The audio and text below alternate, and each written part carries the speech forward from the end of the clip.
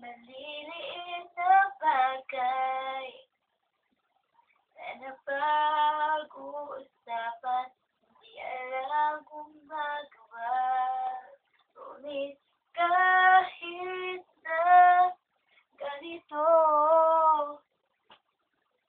madalas na di tayo magkasundo.